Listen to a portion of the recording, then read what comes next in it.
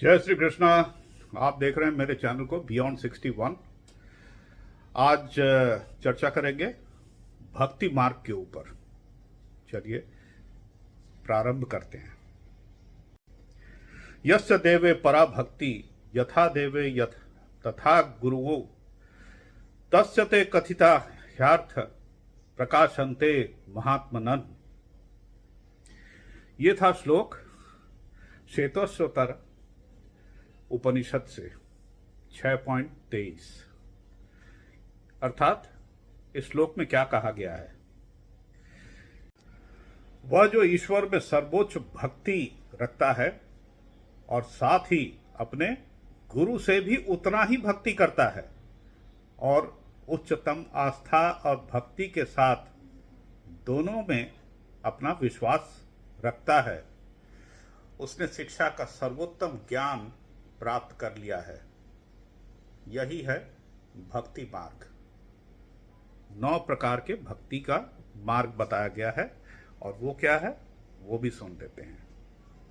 भागवत पुराण में भक्ति मार्ग के ऊपर अध्याय 7 श्लोक 5.23, इसमें भक्ति मार्ग के ऊपर बड़े विस्तार से बताया गया है और इसमें 9 रूप बताए गए हैं और 9 तरह से भक्ति मार्ग को आप जो है पा सकते हैं। वह क्या क्या है? वह है श्रवण करना, यानी प्राचीन ग्रंथों का श्रवण करना, उसे सुनना, कीर्तन के जरिए प्रार्थना करना, कीर्तन करते हैं तो प्रार्थना करते हैं, स्मरण करना, प्राचीन ग्रंथों से उनकी शिक्षाओं को याद रखना और याद करना। उसके बाद पाद सेवन, यानी चरणों की सेवा करना। गुरुओं का चरण धोते हैं तो ये चरण सेवा है।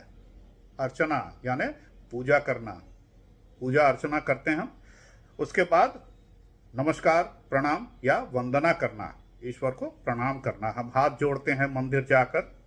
और दास्य, दास्य यानी ईश्वर की सेवा करना। और उसके बाद आता है साखत्व। साखत्व यानी ईश्वर से मित्रता, सखा, आप ईश्वर के साथ उनका सखा बन जाते हैं तो साखत्व है। और अंतिम में आत्मनिवेदन। आत्मनिवेदन ईश्वर की प्राप्ति, आत्मसमर्पण, उनके प्रति पूरी तरीके से समर्पित हो जाना। यह भागवत पुराण में ये 9 तरीका बताया गया है और ये 9 प्रकार के भक्ति मार्ग को आप इनमें से कोई भी एक चुन सकते हैं या सभी आपके लिए है।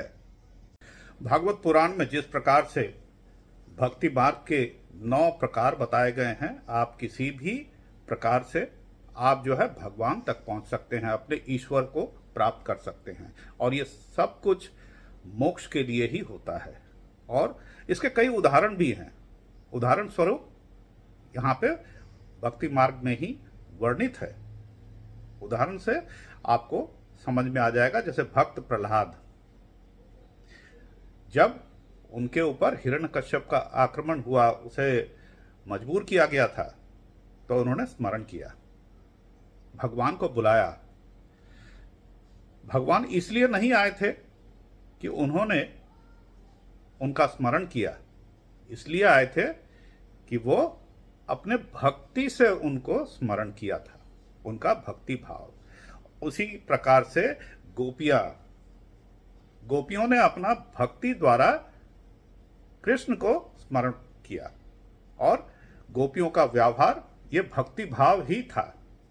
और कृष्ण से अलग होने पर गोपियों का व्याकुल होना, उनका श्रवण करना, उन्हें याद करना, और इस तरह के रामायण में शबरी का भी उल्लेख किया गया है। ये सब भक्ति मार्ग का ही उदाहरण है। तो चलिए आज यहीं समाप्त करते हैं। बहुत ही संक्षिप्त में इस वीडियो को समाप्त करता हूं और जय श्री कृष्णा। लाइक कमेंट जरूर कीजिएगा। आप मुझे देख रहे हैं मेरे चैनल बियॉन्ड 61 में।